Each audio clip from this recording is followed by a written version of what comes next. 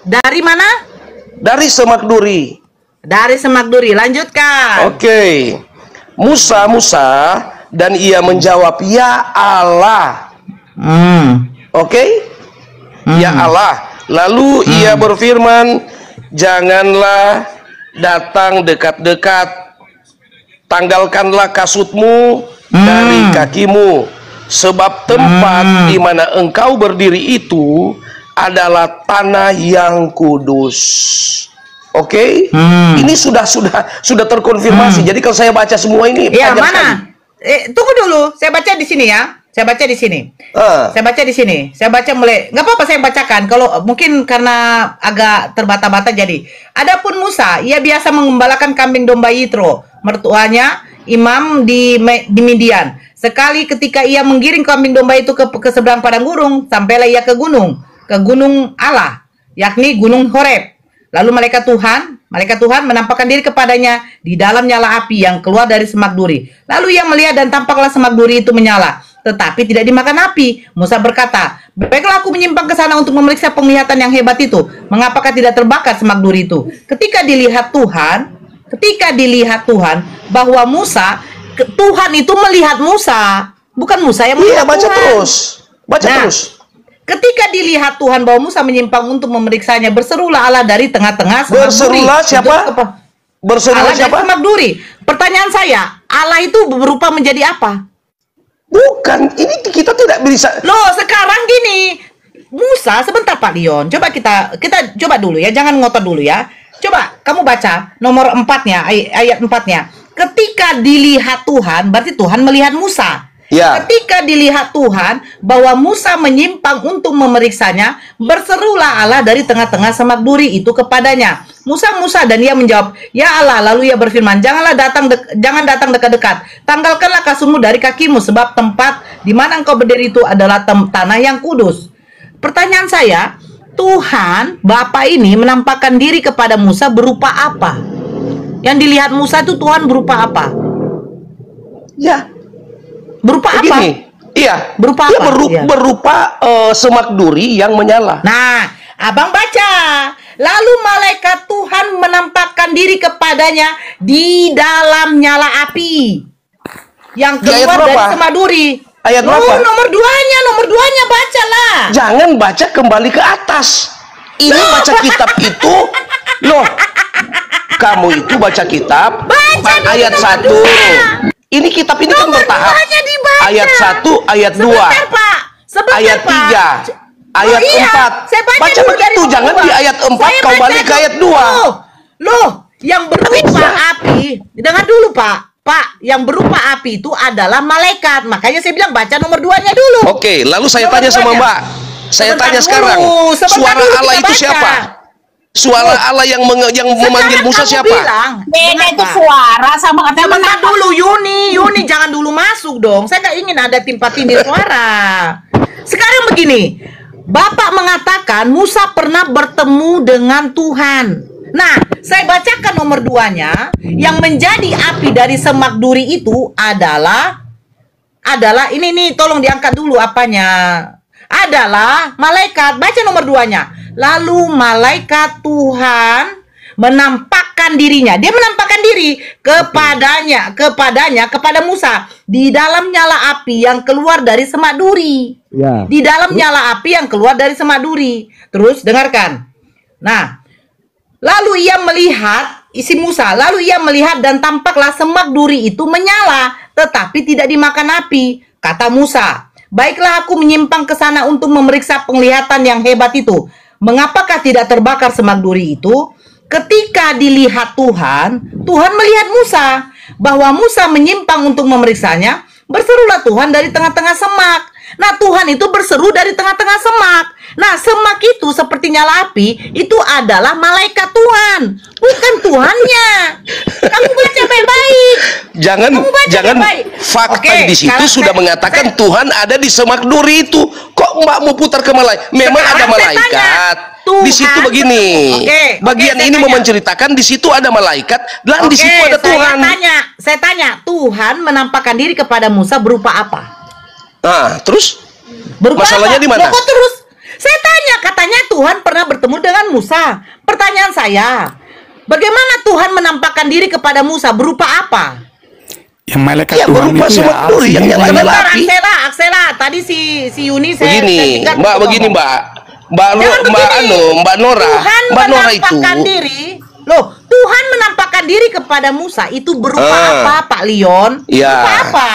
Oke, berupa nyala api, semak duri yang menyala. Nah, sekarang kau balik lagi ke yang nomor 2. Kan saya bilang balik lagi 2. Yang nomor 2, malaikat Tuhan menampakkan diri kepadanya di dalam nyala api yang keluar dari semak duri. Terus? Itu malaikat Tuhan, bukan Tuhan. Tapi karena Tuhan melihat, loh, kamu baca baik-baik dong. Masa kamu nggak paham bahasa Indonesia? Lucu lah Pak Leon, ketawa. Iya, ayat 3 jangan nolak ayat 3. Nah, nomor 3-nya, Musa berkata, baiklah aku menyimpang ke sana untuk memeriksa penglihatan yang hebat itu. Mengapakah tidak terbakar semak duri itu? Nomor 4, ketika dilihat Tuhan, Tuhan melihat Musa berarti. Iya. Ketika dilihat Tuhan, bahwa Musa menyimpang untuk memeriksanya, berserulah Allah dari tengah-tengah semak. Dia berseru dari tengah-tengah. Nah, tengah-tengah semak. Pertanyaan saya, Tuhan menampakkan diri kepada Musa berupa apa? Karena hanya suaranya yang terdengar dari semak-semak itu, bukan Tuhannya yang dilihat. Gimana begini, sih kau? Allah itu kan dia sudah bilang Musa. Sebentar dulu Pak Leon. Contoh. Saya ngomong sama Pak Leon, saya di kamar, Pak Leon di luar. Saya bilang, Pak Leon, tolong sendalnya taruh di luar. Nah, pertanyaan saya, ketika saya berseru dari kamar, apakah saya menjadi kamar? Nah itu, kan dikatakan Tuhan berseru dari semak-semak. Dari semak-semak, bukan menjadi semak, bukan menjadi api. Pertanyaan berarti saya gimana? Begini, iya saya sudah nangkap. Saya nangkap Mbak Nora punya pernyataan. Ya, berarti pertanyaan saya, di mana Musa bertemu langsung dengan Tuhan? Kalau mendengar suara, semua nabi mendengar suara, Pak. Oke, saya jawab silakan. Saya jawab. Jadi begini, Allah itu memang sifatnya kudus. Makanya dibilang, Musa kau berdekat-dekat ke sini, lepas kasutmu dan segala macam karena tempat ini kudus. Itu pertama. Memang Allah itu tidak bisa dilihat secara langsung oleh Musa. Tetapi suaranya setidaknya, suara di semak duri itu keluar. Betul. Sekarang saya tanya balik. Sekarang saya tanya balik, nabimu pernah bertemu secara seperti apa yang dialami oleh Musa? Pernah. Ketika dia melakukan perjalanan Isra Miraj, di mana? Siapa yang sholat? Di mana? Di ayat berapa? Di kitab apa itu? Pak, dengarkan saya baik-baik ya. Dengarkan saya baik-baik. Cara Allah menyampaikan. Itu tidak terkonfirmasi. Itu buka dulu. Di mana dalilnya? Loh, sekarang tunjukkan sama saya data. Kalau ini kan kita baca dalil. Saya kan baca dalil ini. Anda tadi mengatakan sama saya, Anda mengatakan Musa langsung bertemu dengan Tuhan. Bukan iya memang dia kan bertemu langsung dengan Tuhan, walaupun dalam bentuk suara. Lah, Pak, dalam bentuk suara di tengah-tengah semak duri, semak api. Dengar dulu, Pak. Kan dengar begitu. Dulu ya, Pak ya. Dengar dulu, Pak. Dengar dulu saya, Pak. Saya tidak bertemu langsung dengan Bapak, tapi Bapak mendengar suara saya. Itu bukan berarti bertemu langsung, berarti terbantahkan bahwa apa? Tidak ada satupun nabi, orang, bahkan Yesus sendiri tidak pernah bertemu dengan Bapa. Tidak pernah. Tunjukkan sama saya. Yesus berkata dalam Yohanes, Mbak, aku dan Bapa adalah satu. Loh, satu apa? Ya, satu apa? Sebagaimana kita barang siapa melihat aku, dia sudah melihat Bapa. Itu kata Yesus. Berarti ketika Yesus disalibkan, Bapa disalibkan. Bukan. Salah, jangan lupa. Jangan lupa, Mbak Nora. Yesus itu kami tidak bisa menyangkali. Tunggu, saya bicara dulu. Jangan dulu Mbak semua bicara. Saya bicara dulu. Yesus itu tidak bisa disangkal dalam rupa manusianya, itu memang benar dia disalib. Tetapi Anda jangan lupa bahwa natur Yesus itu memiliki, Yesus itu adalah memiliki natur Allah dan natur manusia. Ya, oke. Nah, 100%. Jadi, 100%. Begini, tunggu dulu, belum selesai saya jawab. Jangan panjang. Jangan potong dulu saya punya Kalau mau potong, Anda enggak bisa selesai pernyataan. Silakan, jadi begitu. Jadi dalam rupa manusia, ya, dia itu memiliki tujuan untuk apa? Mati dalam sementara waktu. Tapi akhirnya dia bangkit lagi dong. Dia tidak mati selamanya, dia tidak kekubur, Mbak. Tetapi dia bangkit. Lalu dia naik ke sorga. Nah, itu jelas. Begitu. Jadi kalau mau diputar-putar Yesus dikubur, faktanya dia bangkit. Coba. Jadi kalau Anda mau sekarang pertanyaan saya begini. 100% Yesus memiliki natur kemanusiaan, betul? Sepenuhnya, bukan 100%, sepenuhnya. Sepenuhnya manusia, sepenuhnya Allah. Oke, pertanyaan saya, ketika dia mendatangi pohon ara yang belum waktunya bermusim, kenapa dia tidak tahu pohon ara itu belum bermusim? Ini perumpamaan, Mbak. Di mana perumpamaan di dalam Markus 11 nomor 12? Jadi perumpamaannya begini, Yesus mau memberi perumpamaan bahwa kasih waktu Anda. Pohon yang tidak berbuah atau Oke, baca di Markus 11. Baca Markus 11. Saya tidak mau apa. Markus di mana? 11. Markus 11.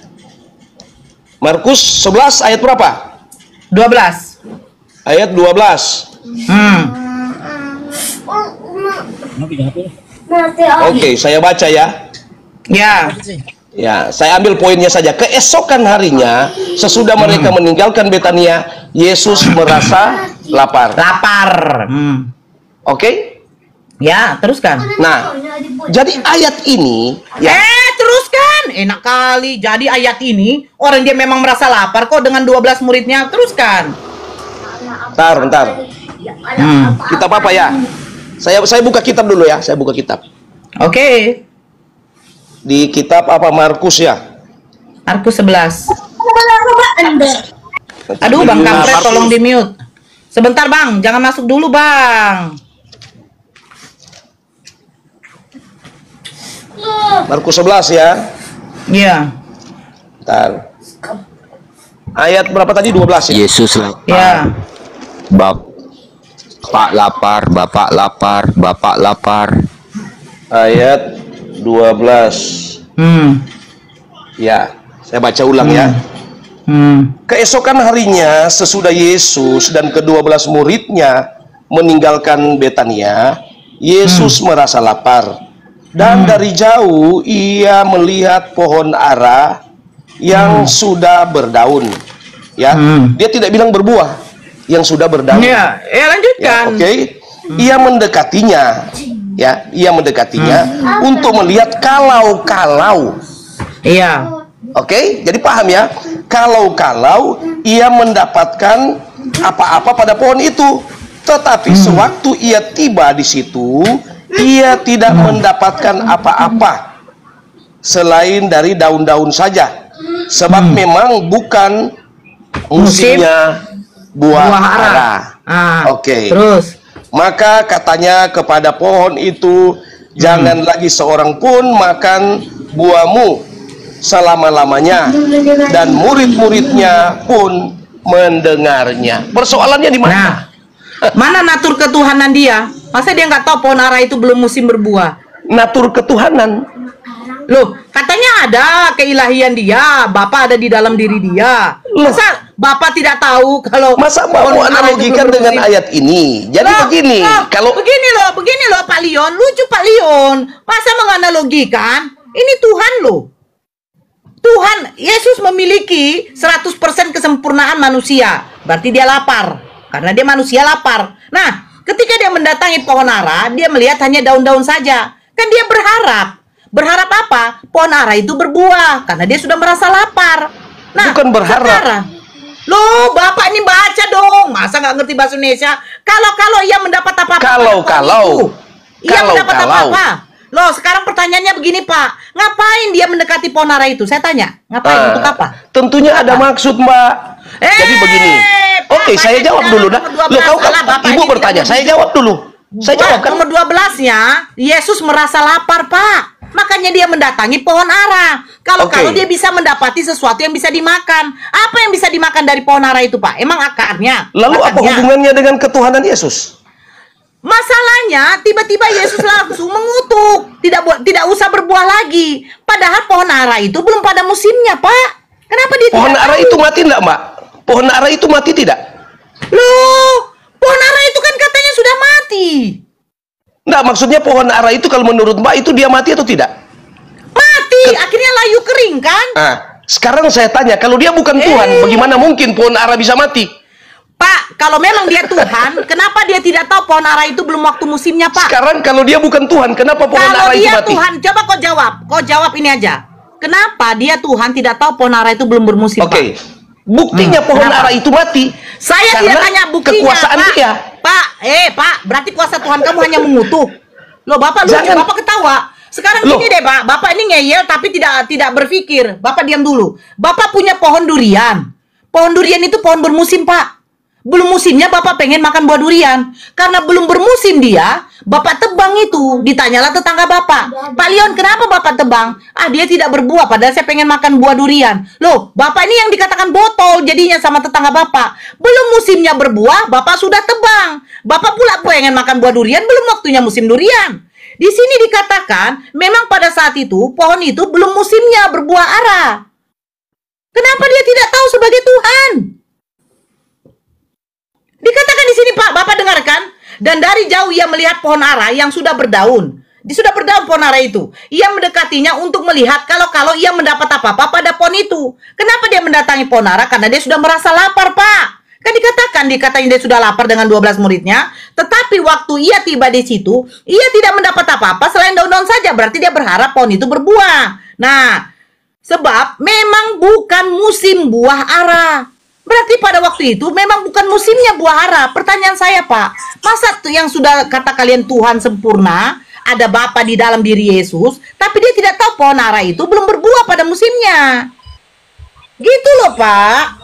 Bapak bacalah. Nyalakan mute-nya, Pak. Ini yang punya laser itu. Bapak ngotot. Nyalakan mute-nya, Pak. Mute-nya nyalakan, Pak. Mute-nya. Yang jaga ya? Ya, saya tanya kembali ke Mbak Nora. Pohon itu mati, toh? Pak, bukan poin pohonnya mati, Tunggu Pak. dulu, Mbak kan mau cari kemahakuasaan dia. Apakah dia begini, Tuhan? Pak, bukan maha kuasanya, Pak. Sekarang begini, Pak. Yang kita pertanyakan, Yesus memiliki natur kemanusiaan sempurna. Ya, di dalam nomor 12-nya dikatakan Yesus merasa lapar. Itu kemanusiaannya. Nah, Yesus memiliki sisi keilahian sempurna. Di dalam diri Yesus ada diri Bapa, ada Bapa di dalam Yesus. Berarti dia Tuhan. Nah, pertanyaan saya, ketika dia mendekati pohon ara itu, dia kan berharap pohon ara itu ada buah. Ada yang bisa dia makan dari pohon ara itu karena dia merasa lapar. Tetapi, kenapa sisi ketuhanan dia itu, ketuhanan Yesus itu, tidak tahu ternyata pohon ara itu belum musimnya berbuah? Itu pertanyaan saya. Kenapa dia tidak tahu? Sekarang saya mau jawab. Saya mau jawab? Ya silakan, kenapa dia tidak tahu? Nah, jadi jangan potong kalau saya jawab. Mbak bicara banyak-banyak, saya diam. Saya mau bicara banyak, Mbak potong. Apa yang saya pertanyakan? Iya, kalau Mbak bisa bicara banyak, saya juga kasih kesempatan dong bicara banyak. Oke, silakan. Jadi di dalam Islam itu mengatakan itu Quran itu tidak boleh sembarang ditafsir, oke? Sama dengan Alkitab, Mbak. Loh, ini kamu mau menolak. Quran kan itu tidak boleh ditafsir sembarang. Kalian kan marah kepada kami. Kami sebagai orang, lihat, ini dia tidak kasih kesempatan orang bicara. Loh, kamu gini, kamu mengatakan Bu, Quran, Anda jangan egois dong. Pak, bukan soal egois, Pak. Anda sudah lari ke Al-Quran. Al-Quran tidak bisa sembarangan. Tidak, saya mau berbicara tentang tafsiran ini, Mbak. Karena di dalam Islam ada yang namanya kitab tafsir, Pak. Nah, sekarang kitab tafsir untuk menafsirkan Bible kalian mana? Mana? Makanya dengar saya bicara, jangan main potong begitu. Kamu itu bagaimana? Di Islam itu kalau kita sentuh Quran, kalian berkata begini, di Quran itu tidak boleh sembarang tafsir. Oke, sekarang saya kembali ke Bible kami. Bible kami juga itu tidak boleh sembarang ditafsir. Oke, saya jawab.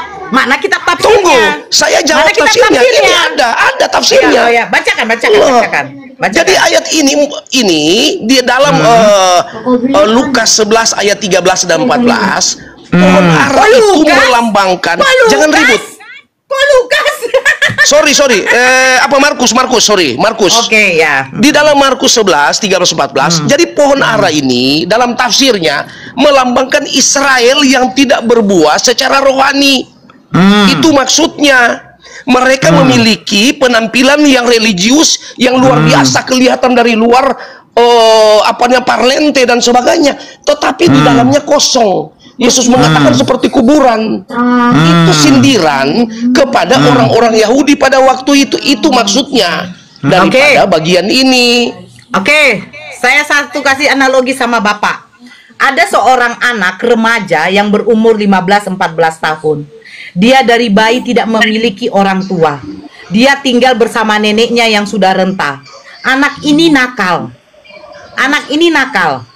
Ya, dia nakal, dia selalu mengganggu teman kawan-kawannya ketika bermain. Ada seorang ibu datang kepada anak ini mengatakan, "Kamu ya, anak terlalu nakal kau. Lebih bagus kau dimatikan saja." Karena apa? Karena tidak ada yang mengajarkan kau tentang kebaikan. Pertanyaan saya, yang mau disalahkan siapa? Perkataan ibu ini atau anak ini yang salah? Karena dari lahir dia tidak pernah mendapatkan kasih sayang atau didikan ajaran dari kedua orang tua karena orang tuanya sudah tidak ada. Pertanyaan saya, ketika anak itu melakukan suatu kesalahan, ibu yang satu menegurnya ini mengatakan lebih bagus kamu mati saja. Apakah perkataan itu ibu benar atau memang anak ini harus dimatikan aja? Saya jawab. Oke. Saya tanya, Ibu, pertanyaan ini apakah ada dalilnya atau hanya pertanyaan dari Ibu? Saya membuat satu analogi, Pak. Karena begini, berarti saya jawab juga. Dengar dulu sebentar. Karena ini ceritanya Yesus mengutuk pohon ara, ini suatu pelajaran. Untuk apa kamu hidup kalau kamu tidak ada membawa guna? Nah, saya membuat satu analogi. Ketika anak kecil ini tidak ada kedua orang tuanya dari lahir, dia dididik oleh seorang nenek yang renta. Tapi karena nggak ada pendidikan atau tidak ada yang mengajarkan dia tentang kebaikan, anak ini membuat suatu kenakalan. Nah, ketika nakal dia ditegur oleh seorang ibu. Lebih bagus kau mati saja daripada kau nakal. Kan seperti itu. Karena pohon ara ini belum bermusimnya, tapi dikutuk sama Tuhan. Karena tidak membawa apa? Tidak membawa berkah. Kan itu. Karena belum musimnya. Akhirnya dikutuk. Karena dia hanya merasa lapar. Kan itu. Nah, anak kecil ini karena dia tidak mendapatkan pendidikan dari orang tuanya karena orang tuanya sudah tidak ada, dia wajarlah nakal. Tapi datang seorang ibu mengatakan lebih bagus kau mati aja. Karena apa? Karena kau nakal. Karena hidupmu tidak membawa berkah. Nah, sekarang pertanyaan saya, betulkah yang dikatakan ibu itu atau memang anak itu yang memang benar tidak mendapatkan suatu pendidikan? Gimana? Jadi jawaban saya bukan salah orang tuanya, bukan salah anaknya. Nah, jadi salah ibu itu yang mengatakan lebih bagus kamu mati aja. Bukan. Jadi tunggu saya jawab dulu. Loh, kok saya mau jawab kau ketawa? Jawab. Diam dong, saya jawab.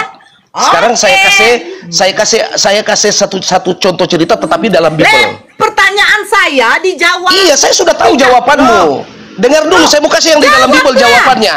Saya mau jawab yang berdasarkan data. Kalian kan selalu minta data. Oke.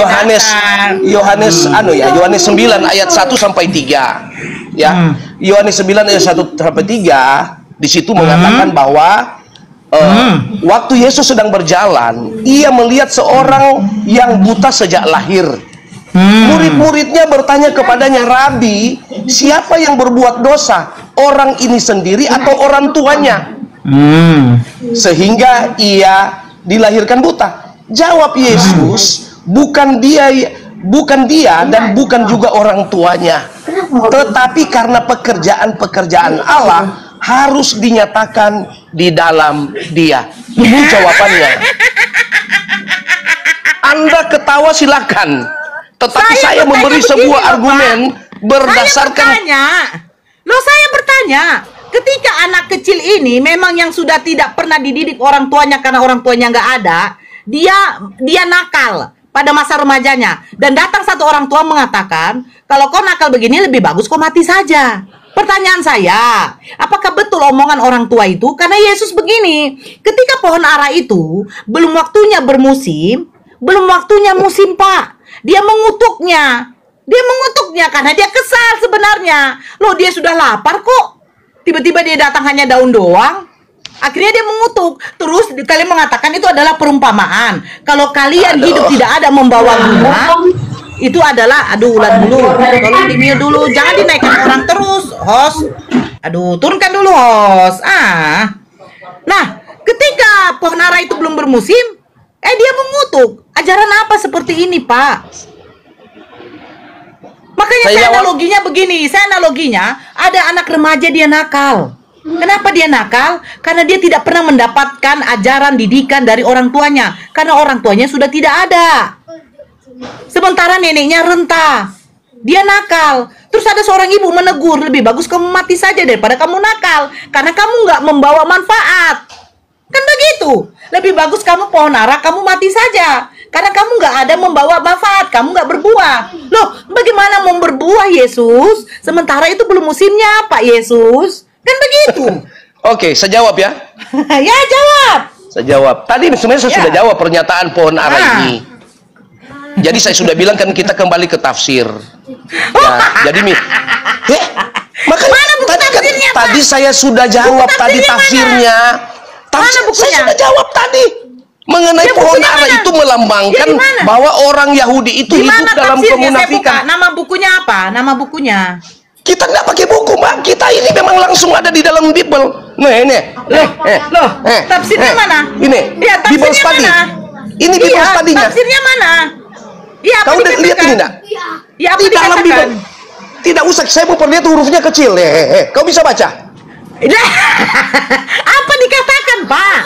Di dalam di sini dikatakan, di tafsirnya ini dikatakan bahwa ini sebenarnya Yesus mengutuk pohon ara itu bukan semata-mata mencari buahnya, tetapi dia mau menunjukkan sebuah cara hidup. Oke, di dalam di dalam Markus 11:12 tadi, ngapain Yesus mendatangi pohon ara? Itu dulu jawab. Aduh, enggak paham betul ini, Mbak ini. Saya tanya, ngapain dia mendatangi pohon ara, Pak? Saya sudah kasih tahu tadi itu. Tidak paham. Dijelaskan tidak paham, Nora. Dia apa? Dia apa, Pak? Dia dengan 12 muridnya ngapain mendatangi pohon ara, Pak? Ngapain? Tadi saya sudah jawab, dia punya tafsirnya itu, Mbak. Dia ngapain? Loh, di dalam pengertiannya itu bukan soal. Saya tidak tanya pengertian. Pada waktu itu dia dengan 12 muridnya mendatangi pohon ara, itu mau ngapain? Susah ini kalau dijawab. Loh, saya bertanya, dia mau ngapain datang ke pohon ara? Coba aja baca lagi lah. Markus 11:12. Begini. Jadi pohon ara itu saya sudah bilang, tafsirnya begini. Pohon ara itu melambangkan Israel. Saya tidak tanya berbuah tafsir. Secara rohani. Saya tanya, ngapain Yesus datang ke pohon ara itu dengan 12 muridnya? Mau ngapain? Mbak, kalau bertanya begini, Mbak, Al-Quranmu itu banyak sekali. Kalau kita tanya seperti Mbak punya gaya bertanya. Loh, saya tanya. Coba baca Markus 11. Dia ngapain? Saya sudah baca ini. Dia ngapain? Anda hargai, kita punya tafsiran. Ya, Bang Dalbo. Gini aja, sejak kapan Israel itu dilambangkan sebagai pohon ara, Bang? Anda ini bertanya apa ini? Nggak ada bobot pertanyaannya. Sejak kapan Israel? Selalu sejak kapan? Pertanyaanmu ini pertanyaannya aneh-aneh. Anda yang bilang. Balbo, kau mending kau pulang tidur sana. Cuci kakimu kau tidur. Tanya yang keluar. Sejak kapan? Sekarang saya tanya sejak kapan? Saya balik lagi kepada kalian. Anda yang mengatakan. Saya mau saya utak-atik kalian punya Quran. Mau. Anda yang mengatakan. Saya tahu Quran. Itu adalah tafsiran melambangkan Israel. Makanya saya bertanya, yang dibahas di sini Yesus lapar. Sejak kapan? Sehingga dia. Sejak kapan? Memang nenek moyangmu tanya, dia yang hidup pada waktu itu. Tunggu dulu, ternyata pohon ara itu tidak berbuah. Maka Yesus mengutuk pohon ara itu. Anda mengatakan itu adalah lambang untuk Israel. Balbo, kau itu cuma bisa yang begini-begini. Nggak usahlah. Kalian bertanya apalagi tidak usah. Apalagi kamu tadi logis cara bertanyamu itu. Yang di awal memangnya saya tidak hidup pada masa itu, Pak. Jadi kalau Bapak mau tanya sejak kapan Israel begini-begini, memangnya saya hidup di masa itu? Kalau kami di dalam Islam jelas, Kami dilarang, kami dilarang membaca satu Al-Quran dan memberikan tafsiran masing-masing. Karena kenapa? Al-Quran ini Anda bicara tafsiran, giliran saya bicara tafsiran kalian tidak mau terima. Tafsiran itu ada dasarnya, Pak. Ada dasarnya. Anda menafsirkan di Markus 12 itu dasarnya apa? Saya bukan menafsirkan, ini kitab yang menafsirkan. Ini itu pendapat Anda atau tafsiran pendeta, gitu loh. Kok sejak kapan? Saya tidak menjawab itu. Jadi kalau tanya sejak kapan saya tidak tahu. Sebentar Pak Leon, yang pertanyaannya begini Pak Leon. Boleh saya masuk ya? Ya sebentar dulu Pak Leon. Yesus dengan 12 muridnya ngapain mendatangi pohon ara? Itu dulu. Nah kan lapar Bunda. Nah udah. Karena Yesus merasa lapar mendatangi pohon ara. Dia melihat proses pengajaran itu Yesus mana mungkin dia akan mendapatkan sebentar ada dulu. Jadi sebentar dulu rupanya. Yesus lagi lapar, perumpamaan laparnya. Ini jaringannya si siapa? Tolong yang apa di bawah nih 1,6 tap layar dong. Tap layar lah. Tap layar. Aduh, iya, ini bagaimana ini? Iya, biar ya, jadi Mbak gini, Mbak. Begini, Mbak. Saya bicara. Mbak so banyak bicara ini. Tunggu dulu, saya dulu. Tunggu dulu, biar enak kita. Yesus mendatangi pohon ara karena lapar. Ya kan? Ternyata dia tidak mendapati apa-apa dari pohon ara dan akhirnya mengutuk. Pertanyaan saya, Yesus memiliki natur keilahian itu sempurna. Kenapa Yesus tidak tahu kalau pohon ara itu memang belum waktunya bermusim? Ini sudah dibilang ini perumpamaan. Saya bertanya. Loh, ini cerita-cerita ini cerita perumpamaan, Mbak. Sekarang coba baca perikopnya. Baca perikopnya di dalam Markus 11 nomor 12 perikopnya itu apa? Perumpamaan. Iya, perumpamaan Yesus mengutuk pohon ara. Di mana? Loh, perikopnya bacalah, Pak. Enak aja Bapak Markus 11 kok. Coba. Di mana perumpamaan di situ tertulis, Pak? Maksudnya perumpamaan mengenai pohon ara dikutuk itu, Mbak. Saya sudah jawab tadi. Baca perikopnya. Itu mau menunjukkan bahwa pohon ara itu melambangkan Israel yang tidak berbuah secara rohani. Baca perikopnya, Pak. Baca perikopnya. Perikopnya baca. Perikop? Kita ini di sini tidak ada perikop, Mbak. Kita ini hanya aja. Yesus mengutuk pohon ara. Nah, Yesus mengutuk pohon ara di mana di situ katanya perumpamaan? Bapak bohong. Aduh, sekarang Bapak saya tanya sama Mbak. Mbak bilang kan Yesus lapar berarti dia bukan Tuhan kan? Kan itu maksudnya pertanyaanmu toh? Iya. Ah, sekarang saya tanya. Bukan itu pertanyaan saya. Bapak tidak nyimak. Terus pertanyaan bilang saya. Membuktikan kalau Yesus Tuhan, kenapa dia tidak tahu toh? Itu kan maksud pertanyaan. Iya, kenapa dia tidak tahu pada musimnya? Oke, saya jawab. Anda melihat dari sisi itu. Sekarang saya lihat dari sisi pohon aranya mati. Kira-kira pohon ara itu mati, Yesus punya kuasa tidak? Saya bertanya, Pak, kenapa Yesus sebagai Tuhan tidak tahu pohon ara itu belum bermusim, Pak? Kenapa? Dari sisi Tuhannya dulu. Jangan dia dari kuasanya dia mengutuk. Kalau saya katakan dari kuasanya mengutuk, maaf. Berarti Yesus ini botol. Kenapa? Kenapa dia mengutuk pohon yang memang belum musimnya? Lucu, Bapak. Kenapa Bapak menebang pohon durian yang belum musimnya? Gimana sih, Bapak? Enggak paham juga dari tadi ini. Saya sudah katakan ini. Ini kalimat-kalimat ini, Mbak Nora. Dengar dulu Mbak Nora. Pak, kalimat Bapak tulisan ini, Mbak. Tulisan ini Yesus sedang menyindir orang Israel yang hidup kerohaniannya. Loh, kok ketawa? Anda menjelaskan, saya diam. Di mana? Giliran saya jelaskan. Menyindir. Perikopnya mengatakan dalam tafsirannya, Mbak, dalam tafsirnya ini di dalam di dalam Bible Study, Mbak. Ini tafsirannya seperti itu. Mau menunjukkan bahwa pohon ara itu melambangkan Israel yang tidak berbuah secara rohani.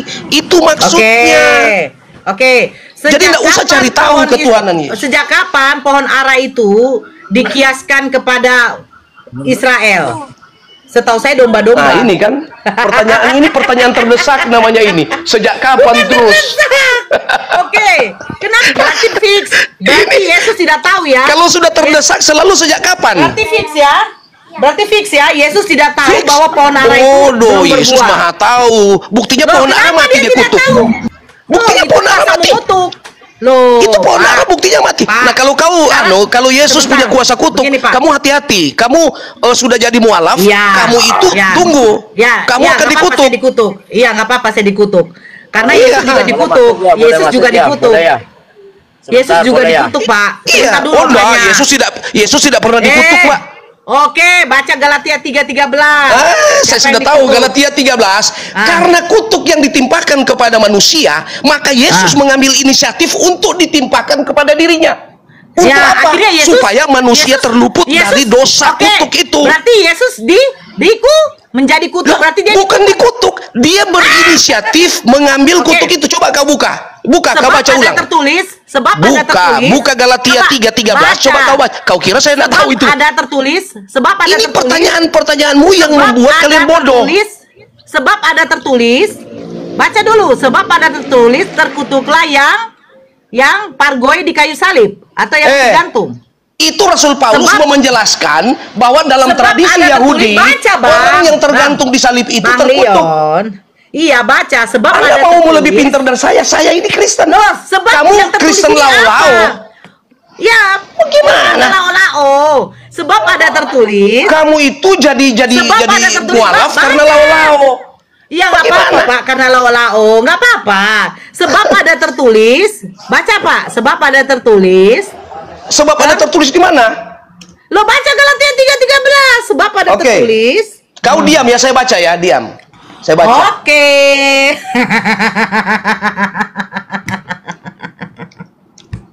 Nah. Tap-tap layar. Kalian ini Tap-tap kalau dong putar layarnya.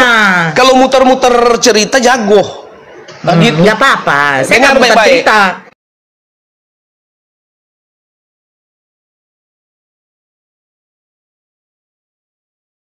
Menebus kita dari hukum Taurat. Saya berhenti dulu deh. Dari kutuk. Dengar dulu, Taurat. ini Hukum bagaimana Taurat di juga Bible kok? Loh, kau jangan begitu. Kristus telah Dengar. menebus kita dari hukum Taurat. Jangan. Dari kutuk. Kau bilang dulu kutuk. Dengar dulu, Karena ini kutuk. saya baca. Loh, Ini Bible kok terus begitu? kamu menghilangkan. Astaga, ini. Kamu menghilangkan. Kristus menghilangkan telah kata-kata menebus kita dari kutuk hukum Taurat. Itu benar. Berarti Iya. hukum Taurat Makanya dikutuk. dengar kok, karena kamu banyak cerita, kamu sudah tahu apa yang saya baca. Loh, berarti hukum Taurat dikutuk juga. Satu, hukum Taurat Dengar dikutuk, ya. Yang dulu, kedua, baca. dengar Iya, dulu saya baca. Kristus baca. telah menebus kita dari hukum Dari- Taurat. Dari kutuk. Dari kutuk hukum Taurat, oke? Hukum Taurat dikutuk. Ya, satu, terus. Dengan jalan menjadi kutuk karena dengar dulu.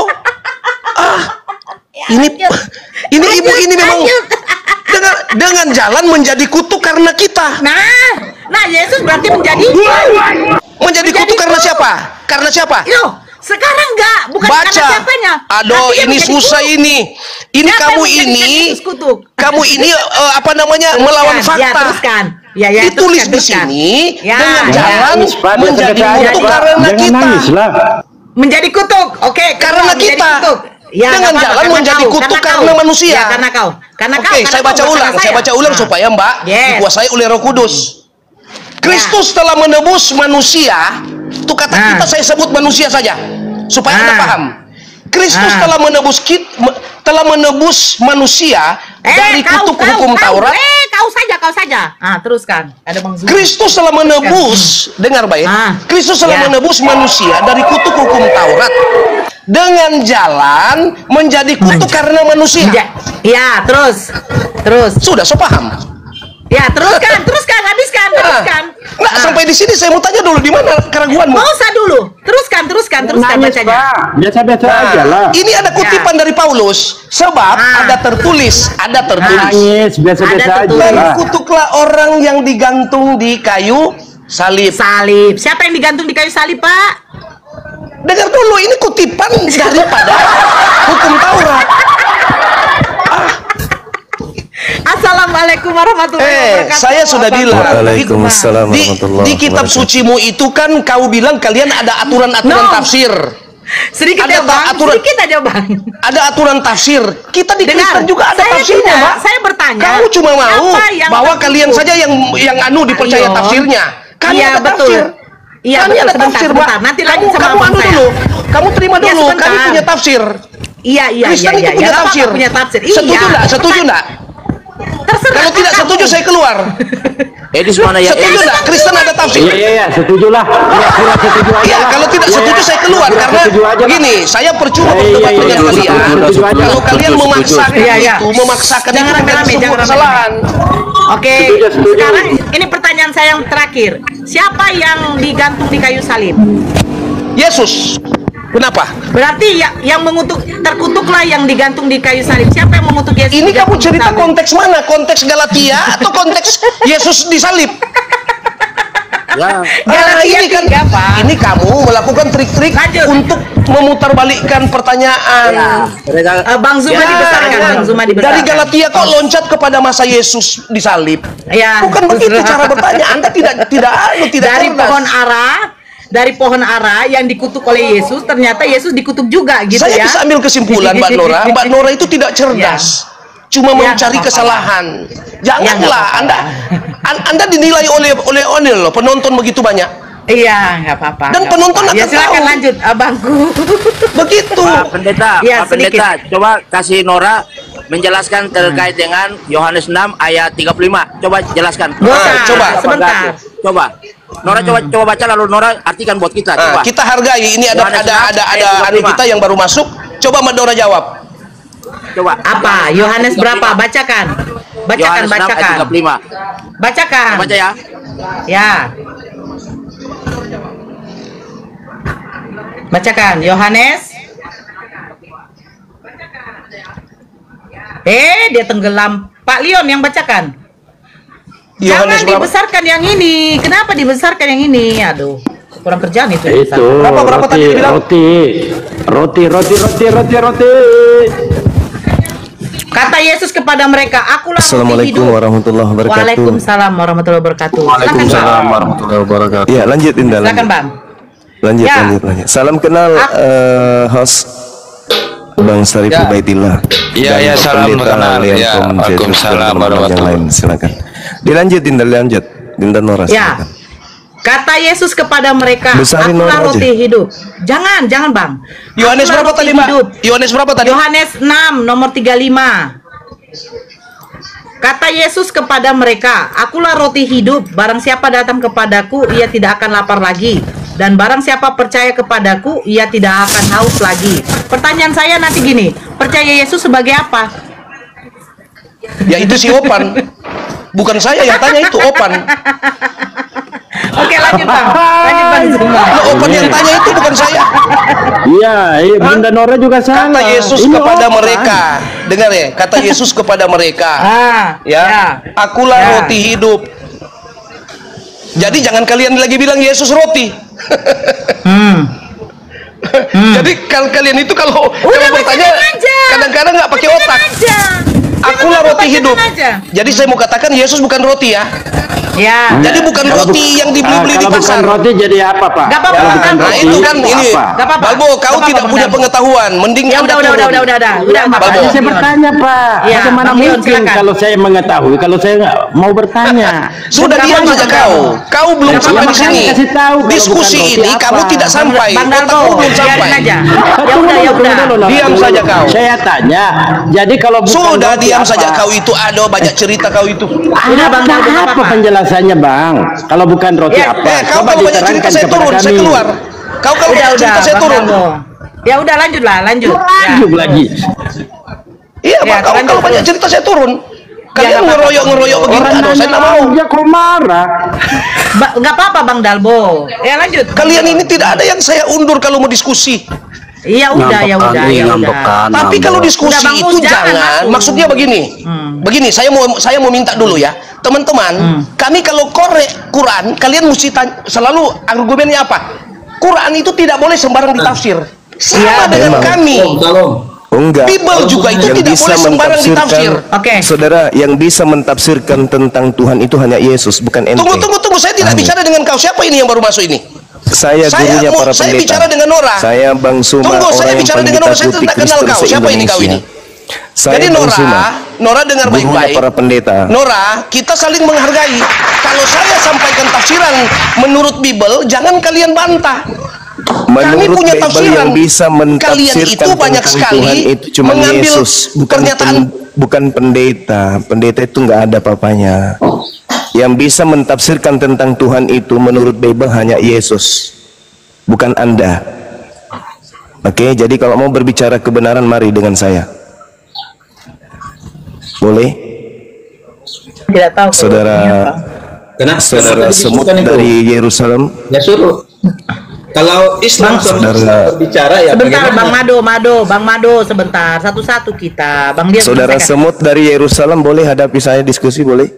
Bang Leon, dibuka mute-nya, Bang. Ya ampun, Bang, dia ngerocok. Jangan emosian, Bang. Jangan emosian. Nanti lama-lama minta turun. Saya datang di sini karena saya melihat ada orang yang berapi-api. Iya, saya tidak mau undur sama kalian. Saya pernah dikeroyok 20. Oke, saya tanya dulu kalau gitu yang berhak kemudian memberikan penjelasan pentafsiran tentang Tuhan itu siapa yang ngomong ini? Siapa yang ngomong ini? Saya tidak lihat ini. Saya gurunya para pendeta di Indonesia. Saya Bang Suma. Guru? Oh, apa ini Bang? Siapa Bang Suma? Saya sudah nonton kau punya percakapan. Ya udah, mari kita diskusi boleh. Kamu itu melewati standar-standar tafsiran daripada Alkitab. Yang bisa mentafsirkan itu cuma Yesus. Rasul Paulus bilang punya anak, kamu bilang Rasul Paulus perempuan. Coba bayangkan itu cara tafsirmu itu. Tafsirmu itu, Bang. Tafsirmu itu kamu itu keliru. Ketika Paulus bilang aku punya anak-anak, dia bilang Paulus melahirkan. Pak Pendeta. Saudara boleh diskusi dengan saya itu kalau menafsir itu jangan menafsir kebablasan. Jangan emosi, santai. Yesus mengatakan anak Allah. Mereka bilang Allah melahirkan. Santai boleh. Pak Pendeta nggak bisa. Jadi begini, saya mau minta persetujuan dulu dengan Anda karena saya sudah lihat gaya anumu. Anda melewati nilai-nilai tafsiran dari Kristen. Oke, nanti Anda tinggal luruskan kalau begitu. Tinggal meluruskan. Ini saya punya kebetulan saya ada lembaga ini. Jadi saya mau bicara, selesaikan dulu dengan Nora. Saya tidak turun. Saya mau layani dulu. Ini saya ada tamu. Tapi saya tidak keluar. Saya tidak keluar.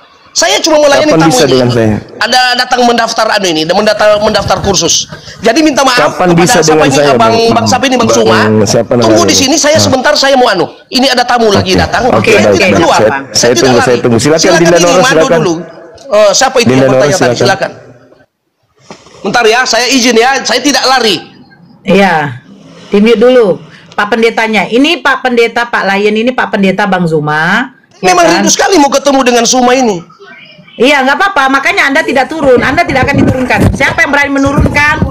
Saya akan. Anda bohong kalau Anda rindu dengan saya. Anda bohong. Saya tiap hari live kok. Justru saya ngundang semua teman-teman pendeta untuk mewakili Kristen. Tidak ada pendeta yang datang. Saya ketemu dengan Anda pun saya yang datang ke sini.